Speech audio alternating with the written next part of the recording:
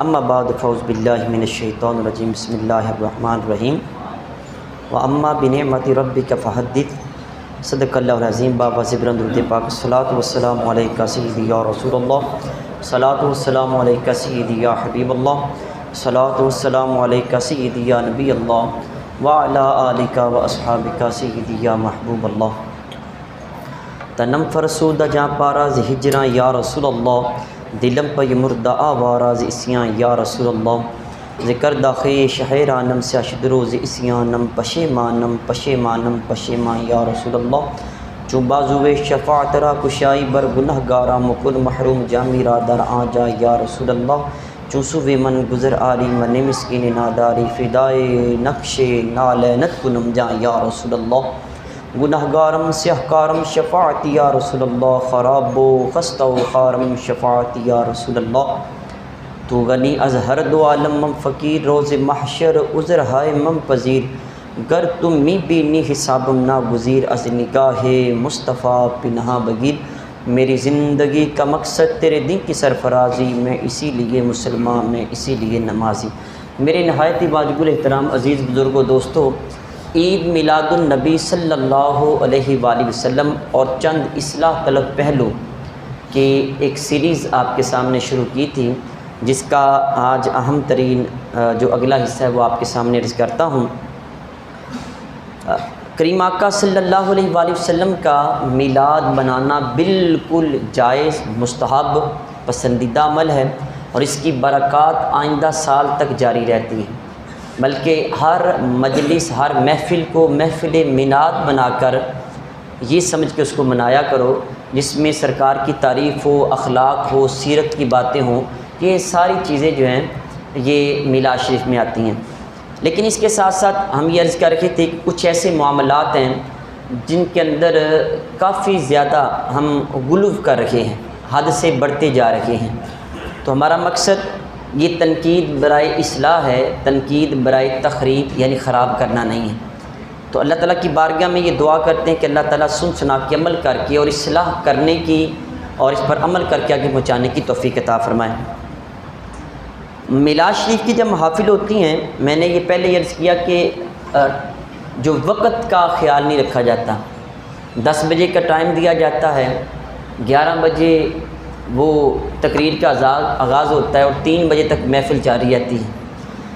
اس کے آخر میں سلام پاک سرکار دو عالم صلی اللہ علیہ وسلم کی بارگاہ میں پیش کیا جاتا ہے، اور یہ تمام بزرگان دین جتنے بھی ہیں ان کا یہ معمول رہا ہے کہ سرکار دو عالم صلی اللہ علیہ وسلم کی بارگاہ میں سلام پاک پیش کرتے ہیں۔ جیسے میں بھی گفتگو کے آغاز میں پیش کرتا ہوں، جس محفل مجلس میں ابتدا اور انتہا پہ سرکار کی بارگاہ میں سلام پاک پیش کیا جائے، درود پاک پیش کیا جائے، وہ قبولیت کی نشانی ہوتی ہے یہ۔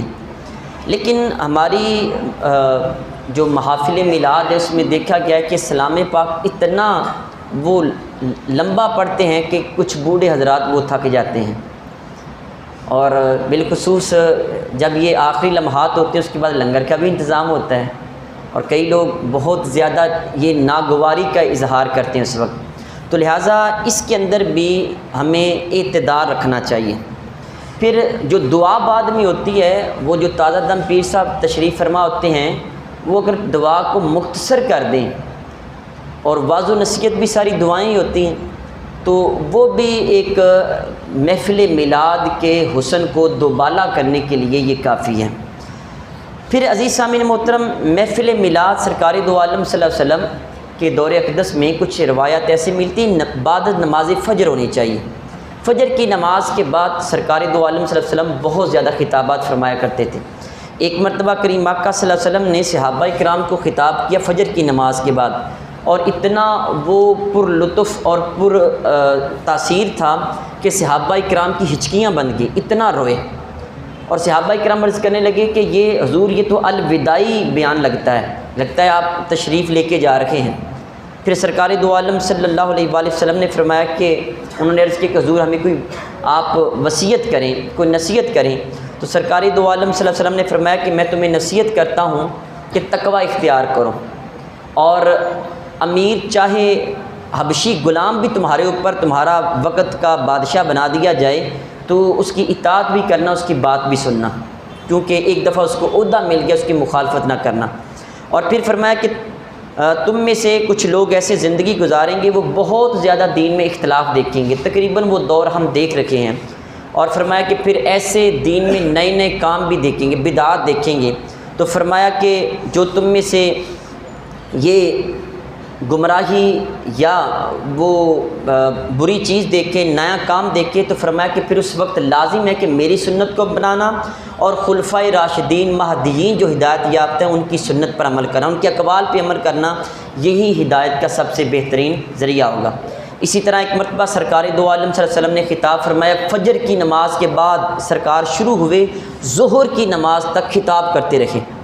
ظہر کی نماز پڑھی، ممبر سے نیچے تشریف لائے، پھر ظہر سے لے کر عصر تک بیان فرمایا، پھر عصر کی نماز پڑھی، پھر مغرب تک سرکار دو عالم صلی اللہ علیہ وسلم نے خطاب فرمایا۔ صحابہ کہتے کہ آپ صلی اللہ علیہ وسلم نے جب سے دنیا بنی ہے تب سے لے کر جب تک رہے گی ہر چیز کو بیان فرما دیا۔ ہم میں سے جس نے یاد رکھنا تھا اس نے یاد رکھا، جس نے بلانا تھا اس نے بلا دیا۔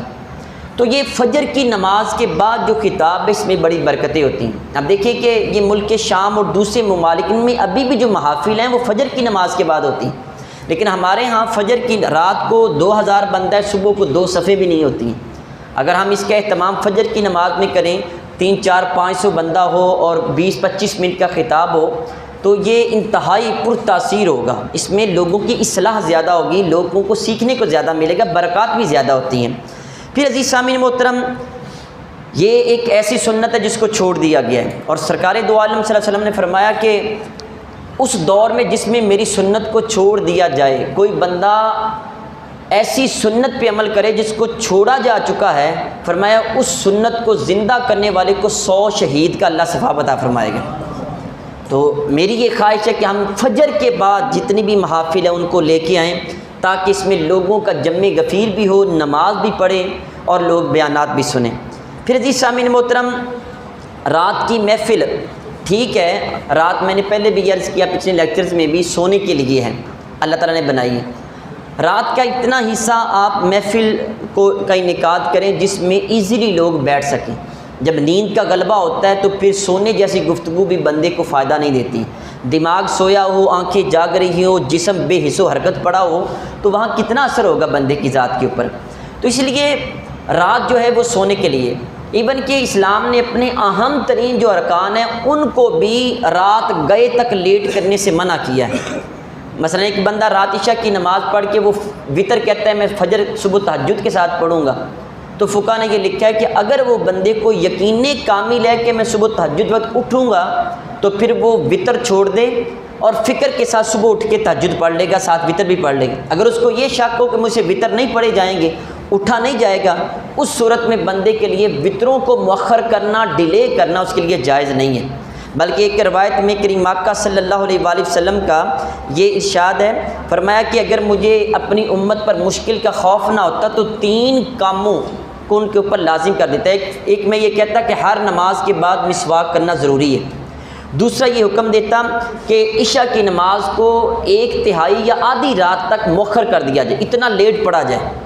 اور فرمایا کہ تیسرا میرا یہ دل کرتا ہے کہ فرمایا کہ ان کاموں کو، یہ جو 2 کام ہیں ان کے لیے فرمایا کہ میں ان کو حکم دیتا کہ ان کو وہاں تک مؤخر کر دیا جائے۔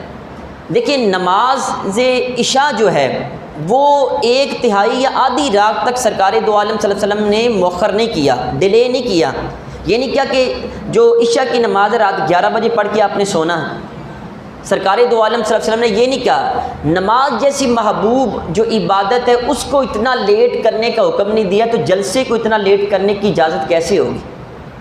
اور یہ اس لیے کہ اگر عشاء کی نماز آپ لیٹ پڑھیں گے صبح فجر نہیں پڑھی جائے گی، تو اسی لیے محافل میلاد کو اتنی لیٹ کرنا اس کی اجازت نہیں۔ پھر عزیز سامعین محترم، اصلاح طلب پہلو میں ایک یہ بھی ہے کہ نعت خوانی کا جو سلسلہ ہے ہماری محافل میں، جو نعت کا انداز ہے وہ اس وقت وہ نہیں ہے جو صحابہ کرام کے یا بزرگوں کے دور میں ہوتا تھا۔ دیکھیں نعت شریف جو ہے نا، یہ جب بندہ عبادت الہی کرتا ہے، اللہ کی عبادت کرتا ہے، نماز قائم کرتا ہے، نوافل ادا کرتا ہے، تو ایک چیز کرتے کرتے بندے کی طبیعت میں تھوڑا سا بوجھل پن آ جاتا ہے۔ تو بندہ ٹیسٹ چینج کرنے کے لیے اس کا کوئی نیا انداز بھی بنا سکتا ہے. تو حضور صلی اللہ علیہ وسلم کی نعت شریف کو ساتھ شامل کیا جائے.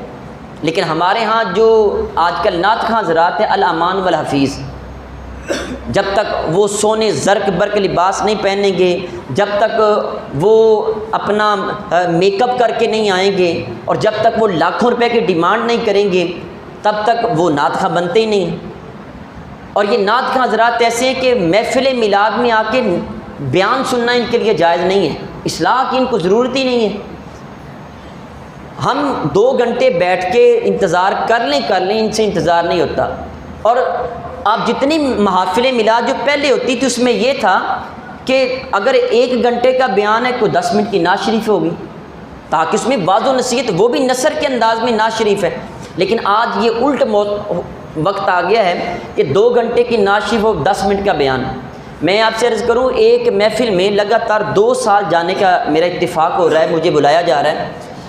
تو اتفاق سے ایسے کہ رات 11:05 پہ مجھے ٹائم دیا گیا، اور ایک صاحب چلتے ہوئے میرے پاس آ کے کان میں کہتے ہیں علامہ صاحب 5 سے 7 منٹ آپ نے بیان کرنا ہے. سیم دوسرے سال، اس سال بھی میں گیا ہوں، یہی میرے کانوں میں وہ لفظ جب اس نے بیان کیے، بالکل وہی جملہ، تو میں نے مسکراہٹ کا اظہار کیا اور 5-7 منٹ کے اندر اپنی گفتگو کو وائنڈ اپ کر دی. اب دیکھیں 5-7 منٹ میں کیا اصلاح کریں گے آپ لوگوں کی. 2 گھنٹے کی جو نعت ہے وہ آپ کی کتنی اصلاح کرتی ہے. ایک نعت جو آنکھوں کا تارا نام محمد کئی سال سے ہے، کتنے لوگوں کو نمازی بنا دیا اس نے. کہ بلا امیر علیہ سنت دامت برکاتہم العالیہ فرماتے ہیں کہ یہ جو نعت خواں انہوں نے کتنے لوگوں کو نمازی بنایا ہے. لیکن جو مقرر حضرات ہیں، واعظین ہیں، علماء جو ہیں، انہوں نے ہزاروں لاکھوں کی زندگیوں کو بدل کے رکھ دی ہے. اصلاح نعت شریف سے نہیں ہوتی ہے، اصلاح نعت کو سننے کے لیے پہلے اپنے اندر علم کو پیدا کریں، عشق کو پیدا کریں. عشق خالی نعت سننے سے تو نہیں ہوگا. آپ اندر سے جاہل ہیں، دل آپ کا مردہ ہے، کیسے نعت شریف آپ کو جلا بخشے گی. پھر عزیز سامعین محترم، یہاں نعت کے ساتھ ساتھ جب وہ چھوٹے چھوٹے بچوں کو نعت شریف کے لیے لا کے بے ریش بغیر داڑھی کے نعت شریف پڑھنے کے لیے اسٹیج پہ بچوں کو علماء نے منع کیا. اعلیٰ حضرت کا فتویٰ ہے اور بزرگان دین کا فتویٰ ہے، بے ریش چھوٹے چھوٹے بچوں. اور پھر جو نعت خانوں کے اوپر یہ 5 لاکھ روپیہ لگا کے ہم نے محفل نعت کا آغاز کیا، محفل نعت کی ہم نے، تو وہ چھوٹے چھوٹے بچے دیکھیں گے، وہ عالم تو نہیں بنیں گے. پھر نعت خواں ہر بندہ 2 روپے کی کاپی لے گا، وہ کہے گا میں نعت خواں بنتا ہوں، کیونکہ وہاں پہ ویلیں دی جاتی، پیسے پھینکے جاتے ہیں. تو یہ جو چیزیں ہیں یہ ہمارے دین کو بگاڑ کی طرف لے کے جا رکھی ہیں. نعت کی ضرورت بہت کم ہے.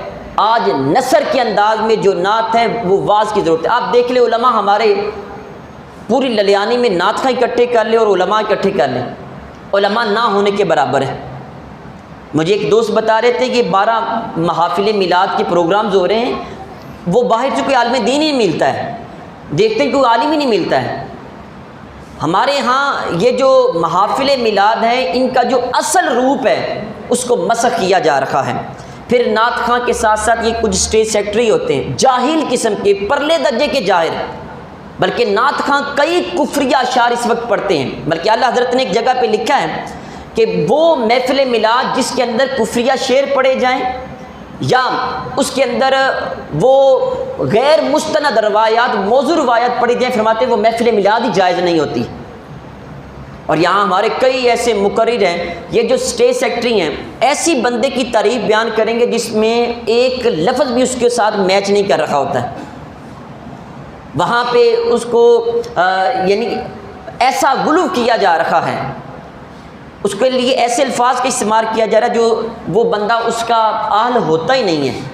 اور پھر وہ کئی منٹ، بلکہ جب عشاء کے بعد وہ شروع ہوتا ہے رات 10 بجے، جی علامہ صاحب کو ٹائم دینا ہوتا ہے تو اسٹیج سیکٹری جی میں اپنی حاضری لگوانا چاہتا ہوں، پہلے غیر حاضر تھا عشاء کے بعد، وہ حاضری لگانے کے انداز میں وہ 15-20 منٹ اس نے ضائع کرنے ہوتے ہیں اور ایسی گفتگو کرتے ہیں، خود عالم بن جاتے ہیں. نعت خواں کب سے عالم بن گیا؟ غیر عالم کا بیان کرنا اللہ حضرت فرماتے ہیں یہ حرام ہے. غیر عالم کا واعظ کرنا، ایک بندہ آپ میں سے کوئی اٹھے کتاب سے لے کے اوپر سے دیکھ کے وہ پڑھ دے اور اس میں جو نیچے تشریح ہے وہ بیان کر دے، یہ جائز ہے. اگر کوئی بندہ کہ بغیر دیکھے تو وہ آ کے بیان کرے اور عالم بھی نہ ہو اس کے لیے بیان کرنا یہ حرام ہے. اور اسی وجہ سے تو زبانوں میں تاثیر نہیں رہی، اسی وجہ سے تو آج یہ معاملات ہو رہے ہیں. پھر عزیز سامعین محترم، اسی طرح ہمارے ہاں یہ جو محافل میلاد میں جو غلو کیا جا رہا ہے، ناسمجھ بچے مارکیٹ میں جب آئیں گے تو پھر ہمارے چھوٹے بچوں میں ظاہر ہے جس کی مارکیٹ ویلیو زیادہ ہوگی لوگ بھی تو وہی شعبہ اڈاپٹ کرنے کی کوشش کریں گے نا. یعنی اب دیکھیں گے کہ نعت کا 2 لاکھ لے کے آتا ہے، لاکھ روپے اس کے اوپر پھینکا جاتا ہے، تو بچہ یہی خواہش کرے گا کہ میں بھی نعت کا بنوں. عالم کیوں نہیں بنتے ہیں؟ یا وہ جو سریلے جو غیر مستند روایات، موضوع روایات وہ ممبروں پہ بیان کرتے ہیں، وہ لوگ جب ترنم کے ساتھ پڑھیں گے تو اسی طرح ہمارے معاشرے میں ایسے جاہل قسم کے علماء پیدا ہوں گے جو خود بھی گمراہ ہوں گے، لوگوں کو بھی گمراہ کریں گے. یہی وجہ ہے آج لوگ ہماری مساجد کی طرف جلدی رجوع نہیں کرتے. کئی سالوں سے یہ عرض کر رہے ہیں کہ جی آدھے گھنٹے کے لیے وقت دیا کریں، مسجد میں آیا کریں، لیکن پھر بھی وہ 10-15 منٹ جو آخری ہوتے وہی لوگ سننے کے لیے آتے. کیوں نہیں آتے؟ لوگ ہم سے دور کیوں ہو گئے؟ اس کی وجہ صرف یہ ہے کہ ہم نے خالص دین ان تک پہنچایا نہیں ہے. ہم نے صرف اپنے پیٹ کو سامنے رکھا، دین کو سامنے رکھا ہوتا تو لوگ آج بھی ہزاروں کی تعداد میں ہمارے ایک ایک لفظ کو سننے کے لیے ترس رہے ہوتے. پھر عزیز سامعین محترم، اس کے بعد یہاں آگے جو ہماری اصلاح کا ایک پہلو ہے وہ آپ کے سامنے عرض کرنا چاہتا ہوں.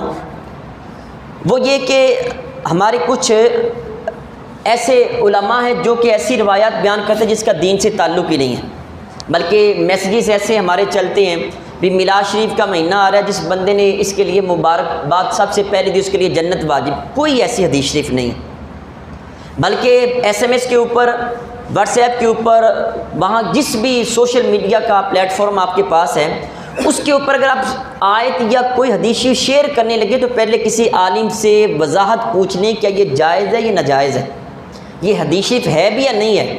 اگر غلط آپ نے آگے سینڈ کر دی تو جتنے لوگوں تک پہنچے گی پڑھیں گے ان کو بھی گناہ ملے گا اور آپ کو بھی ساتھ وہ گناہ میں شامل کر لیا جائے گا. بلکہ حضور صلی اللہ علیہ وآلہ وسلم کے نام کے اوپر ایک کتاب لکھی گئی جس کی رد میں مفتی عبدالحکیم شرف قادری صاحب رحمۃ اللہ علیہ آپ نے پورا ایک رسالہ تحریر کیا، نعمت الکبریٰ علی العالمی فی مولد سیدی ولد آدم. اس موضوع کے اوپر رسالہ لکھا گیا جس میں صحابہ اکرام سے میلاد کو ثابت کیا گیا. یعنی حضرت ابوبکر صدیق نے فرمایا کہ یہ میلاد پہ خرچ کرو گے یہ ملے گا، حضرت عمر نے فرمایا، حضرت عثمان نے، حضرت علی نے. بالکل غلط ہے. بلکہ جب اس کے اصل نسخے کی طرف رجوع کیا گیا تو یہ باتیں وہاں پہ موجود ہی نہیں تھیں. پھر عزیز سامعین محترم، سرکار دو عالم صلی اللہ علیہ وسلم نے یہ بھی فرمایا قرب قیامت لوگ تمہیں ایسی حدیثیں سنائیں گے جو نہ تم نے سنی ہوں گی نہ تمہارے آباء و اجداد نے سنی ہوگی. فرمایا کہ ایسے لوگوں سے بچنے کی کوشش کرنا، اور یہ زمانہ آ چکا ہے. بڑی بڑی پگڑیوں والے لوگ ایسے موجود ہیں جو کہ ایسی غلط چیزیں بیان کرتے ہیں، الامان والحفیظ. پھر عزیز سامعین محترم، محفل میلاد کے اوپر موضوعات کا انتخاب ایسا ہونا چاہیے کہ لوگوں کی اصلاح ہو، سرکار کی محبت بیان کی جائے، حضور علیہ الصلوۃ والسلام کی سیرت کے پہلو بیان کیے جائیں، حضور علیہ الصلوۃ والسلام کے اخلاق بیان کیے جائیں، تاکہ لوگوں کے اندر وہ جو جذبات کا ایک انبار ہوتا ہے اس کو سامنے رکھتے ہوئے لوگ کہیں نہیں جی میں سرکار کا میلاد منا کے حضور سے محبت کرتا ہوں تو حضور کے اخلاق اپنا کے محبت کروں گا. جب یہ انداز علماء کا ہوگا پھر لوگ محفل میلاد میں آنے کے لیے بھی خوش ہوں گے اور وہاں سے کچھ نہ کچھ لے کے بھی جائیں گے. لیکن ہمارے ہاں اکثر یہ ہے کہ میلاد شریف پہ آ کے میلاد کو ثابت کر رہے ہوتے ہیں، ختم پہ جا کے ختم کو ثابت کر رہے ہوتے ہیں. ہم نے موضوعات ہی 2-4 بنا لیے ہیں. 11ویں پہ ہر 11ویں کے اوپر 11ویں شریف والے کے فضائل بیان کیے جاتے ہیں، ان کی سیرت کو یا ان کی تعلیمات کو بیان نہیں کیا جاتا. داتا صاحب کے موضوع کے اوپر داتا صاحب کی کشف المحجوب سے جو علم کے جو خوشے ہیں وہ چن کے آپ کے سامنے نہیں رکھے جاتے، وہ صرف داتا صاحب کی چند کرامات بیان کر کے جی ان کا عرس منا لیا گیا. پھر عزیز سامعین محترم، اس سے آگے چلیں. ہمارے ہاں محفل میلاد کے اوپر ایک بہت ہی غلط رویہ اختیار کیا جاتا ہے کہ پوری گلی کو سجایا جاتا ہے لائٹنگ سے، اور وہاں جو اس پوری لائٹنگ کا جو سوئچ ہے وہ ایسی جگہ پہ اٹیچ کیا جاتا ہے جو کہ بالکل ناجائز ہوتا ہے، یعنی چوری کی بجلی وہاں پہ استعمال کی جاتی ہے. اچھا دیکھیں، ساری رات چوری کی بجلی میں آپ نے سرکار کا میلاد منایا تو بتائیں حضور کتنے خوش ہوں گے. بڑے فخر سے لوگ کہتے ہیں AC چل رکھے ہیں اور وہ چوری کی بتی کنڈیاں ڈالی ہوئی ہیں. اور صبح کو اٹھ کے بتا رہے ہیں حاجی صاحب کہ جناب الحمدللہ میں صبح 3 بجے اٹھ کے تہجد کی نماز پڑھتا ہوں، کتنا ثواب ملے گا چوری کی بجلی جلانے سے؟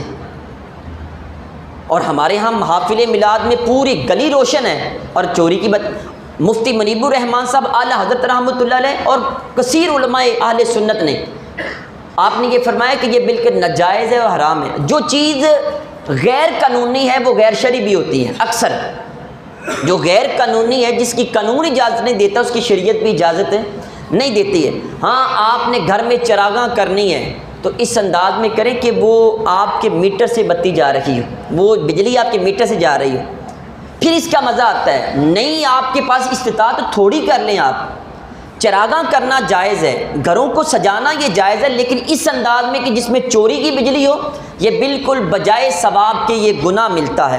اسی طرح عزیز سامعین محترم، ہمارے ہاں میلاد شریف کے جو محافل ہوتی ہیں وہاں جب شرینی تقسیم کی جاتی ہے، مٹھائی لنگر تقسیم کیا جاتا ہے، اس کے لیے بھی ہماری اصلاح کی ضرورت ہے۔ پوری مسجد قلین بچھائے ہوتے ہیں اور وہاں پہ ہم جب لنگر کھا کے جاتے ہیں، پہلے تو ہمارا کھانے کسی بھی قوم کی تہذیب کو جاننا ہو تو کھانے کے وقت چیک کریں اس کو۔ شادی حال کے اندر طوفان بدتمیزی بپا ہو جاتا ہے، مساجد کے اندر لنگر کے اوپر لڑنا شروع کر دیتے ہیں، بلکہ میں نے کئی دفعہ یہ بات عرض بھی کی، کئی لوگوں کو انوائٹ کیا جائے، دعوت دی جائے تو وہ یہی پوچھتے ہیں لاما صاحب لنگر کیا ہوگا؟ کیا سرکار دو عالم صلی اللہ علیہ وسلم کی گفتگو لنگر کی محتاج ہے؟ کیا آپ کا دین اس وقت آپ تک پہنچے گا جب آپ کو لالچ دیا جائے گا؟ بغیر لنگر کے یہ جو آپ کو میں دے رہا ہوں کیا یہ لنگر نہیں ہے؟ کیا یہ جو آپ کی اصلاح نہیں ہو رہی؟ تو آپ نے اگر دین سیکھنا ہے تو لنگر کے بغیر سیکھنے کی کوشش کریں۔